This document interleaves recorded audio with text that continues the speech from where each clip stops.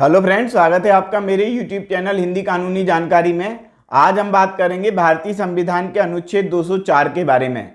यदि आप भारतीय संविधान से रिलेटेड पिछला वीडियो देखना चाहते हैं तो आप यहां पर क्लिक करें। यहां से आपको भारतीय संविधान का पिछला वीडियो मिल जाएगा। हम बात करते हैं भारतीय संविधान के अनुच्छेद 204 के बारे में। ये कहता है विनियोग विधेयक। विनियोग विधेयक मतलब क्या? विनियोग विधेयक मतलब कि हमने पिछले अनुच्छेद में क्या पढ़ा था? पिछले अनुच्छेद में हमने पढ़ा था कि यदि कोई बजट तैयार किया गया है, उस बजट के अनुसार जो खर्चा किए जाना है, एक एस्टीमेट तैयार किया गया है, उस एस्टीमेट के हिसाब से खर्चा किया जाना है। तो खर्चा देगा कौन?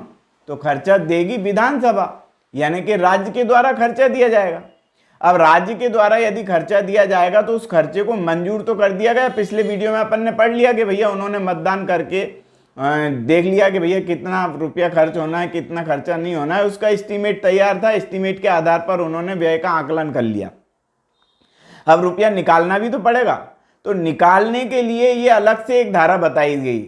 निकालने के लिए एक अलग से अनुच्छेद दे दिया गया कि राज्य यदि किसी पैसे को निकालता है, उसका विनियोग करता है, तो उसका एक विधेयक लाया जाएगा और विधेयक के अनुसार वो पैसा निकाला जाएगा। तो हमने पिछले अनुच्छेद में पढ़ लिया था कि खर्चा कितना होगा, उसके बारे में मतदान वगैरह हो जाएगा। लेकिन पैसा निकालने के लिए एक अनुच्छेद अलग से यहाँ पर 204 दे दिया गया, विनियोग विधेयक, जिसको हम पढ़ रहे हैं। अब क्या लिखा हुआ है कि विधानसभा द्वारा अनुच्छेद 203 यानी कि पिछला वाला जो अनुच्छेद था उसके बारे में, अनुच्छेद 203 के अधीन अनुदान किए जाने के पश्चात यथाशीघ्र राज्य की संचित निधि में से विधानसभा द्वारा इस प्रकार किए गए अनुदानों की, यानी विधानसभा ने यदि कोई अनुदान मंजूर किया है तो उसकी राज्य की संचित निधि पर भारित किंतु सदन या सदनों के समक्ष पहले रखे गए विवरण में दर्शित रकम की किसी दशा में अनधिक व्यय, यानी कि जितना व्यय रखा गया था उससे रिलेटेड, उससे ज़्यादा नहीं होना चाहिए। जितना कि एस्टीमेट तैयार करके राज्य के समक्ष रखा गया था या राज्य की विधानसभा या विधानमंडल के समक्ष रखा गया था, उसकी बात है। तो विधानसभा या विधानमंडल ने उसको मंजूर भी कर दिया उस पैसे को।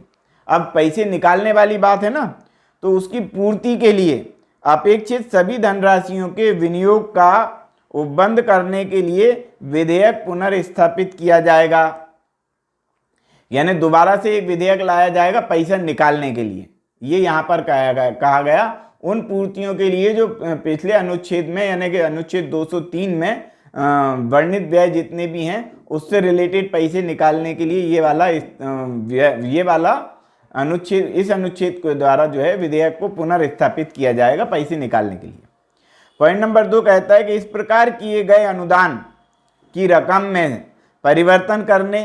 देखो एक बात और है, यदि पहले ही मंजूर कर दी गई है 203 में, यानी अनुच्छेद 203 में कोई राशि पहले ही मंजूर कर दी गई है, तो अब उस राशि में अब कम भी करना है, ज़्यादा भी करना है, तो अनुच्छेद 203 में कर दी गई है। तो यहाँ पर ये वाली बात है कि पैसे सिर्फ निकालने से रिलेटेड है, लेकिन इस अनुच्छेद में राशि को कम करना, राशि को देना नहीं देना, इसका निर्णय पहले ही हो चुका है। तो जितनी राशि मंजूर की गई उतनी राशि दे दी जाएगी, उससे कम राशि देने की बात यहाँ पर नहीं की जाएगी। यही वाली बात यहाँ पर कही गई है कि अनुदान की रकम में परिवर्तन करने या अनुदान के लक्ष्य को बदलने अथवा राज्य की संचित निधि पर भारित व्यय की रकम में परिवर्तन करने का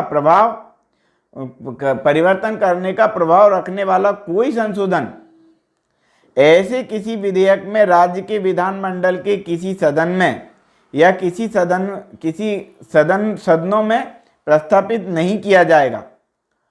मतलब कि इससे रिलेटेड कोई बात नहीं की जाएगी। पैसे निकालने की बात है, बस निकालो, उसमें परिवर्तन करने की बात नहीं की जाएगी। और जब पीठासीन व्यक्ति का इस बारे में विनिश्चय अंतिम होगा कि संशोधन इस खंड के अधीन ग्राह्य है या नहीं, यानी कि वो जो पीठासीन अधिकारी है वो इसका निर्णय करेगा कि संशोधन अग्राह्य है या ग्राह्य है, या क्या करना है उससे रिलेटेड उसको बात करनी है। पर परिवर्तन करने से रिलेटेड कोई भी बात कोई इस सदन में प्रस्तापित नहीं की जाएगी, नहीं लाई जाएगी। जो भी बात होनी थी वो 203 में, यानी कि पिछले अनुच्छेद में हो चुकी ना। अब तो खाली पैसे निकालने वाली बात है, पैसे निकाल करके दे दो, उसके लिए विधेयक लाया जाएगा। तो आज हमने अध्ययन किया 204 के बारे में। एक पॉइंट और है उसका, वो और हम पढ़ लेते हैं कि अनुच्छेद 205 और अनुच्छेद 206 यानी कि अब जो अगले अनुच्छेद हैं उसके बारे में के उपबंधों के अधीन रहते हुए राज्य की संचित निधि में से इस अनुच्छेद के उपबंधों के अनुसार पारित विधि द्वारा किए गए विनियोग के अधीन ही कोई धन निकाला जाएगा, अन्यथा नहीं। यानी कि 205 और 206 में भी बात बताई गई है। क्या 205 और 206 में क्या बताया गया है? अनुपूरक और अतिरिक्त बजट के बारे में बताया गया है। अनुपूरक और अतिरिक्त बजट मतलब कि मान लेते हैं कि कोई पुल बनाना है और पुल बनाने का, पुल और सड़क का उदाहरण अपन अच्छा समझते हैं, ले लेते हैं। अब उन्होंने पहले तो राशि मंजूर कर दी, सड़क और पुल बनते बनते साल 2 साल लग गए, सीमेंट भी महंगा हो गया, सरिया भी महंगा हो गया, रेत गिट्टी भी महंगी हो गई। तो अब क्या करें फिर ऐसे समय में? तो ऐसे समय में एक अतिरिक्त बजट लाया जाता है। अतिरिक्त बजट में से फिर राशि निकाली जाती है। तो यही बात अगले अनुच्छेदों में बताई गई है। तो अगले अनुच्छेद यानी कि अनुच्छेद 205 और 206, तो अनुच्छेद 205 और अनुच्छेद 206 के उपबंधों के अधीन रहते हुए राज्य संचित निधि में से इस अनुच्छेद के उपबंधों के अनुसार पारित विधि द्वारा विनियोग के अधीन कोई राशि निकालेगा, अन्यथा नहीं। तो सीधी सीधी बात में हमने ये समझ लिया कि राशि निकालने से रिलेटेड अनुच्छेद 204 है। आज हमने अध्ययन किया भारतीय संविधान के अनुच्छेद 204 के बारे में। अगला अनुच्छेद आप पढ़ना चाहते हैं तो आप यहाँ पर क्लिक करें, यहाँ से आपको भारतीय संविधान का अगला अनुच्छेद भी मिलेगा। सीआरपीसी, आईपीसी और भारतीय संविधान से रिलेटेड संपूर्ण वीडियो भी यहीं से आपको मिल जाएंगे। तो आज की वीडियो में इतना ही। वीडियो यदि आपको पसंद आया हो तो वीडियो को लाइक करें, शेयर करें, कमेंट्स करें, और यदि आपने हमारे चैनल को अभी तक सब्सक्राइब नहीं किया है तो चैनल को सब्सक्राइब कर लें, बेल आइकॉन प्रेस कर दें ताकि अगली वीडियो का नोटिफिकेशन आपको मिल सके। ये वीडियो देखने के लिए बहुत बहुत धन्यवाद।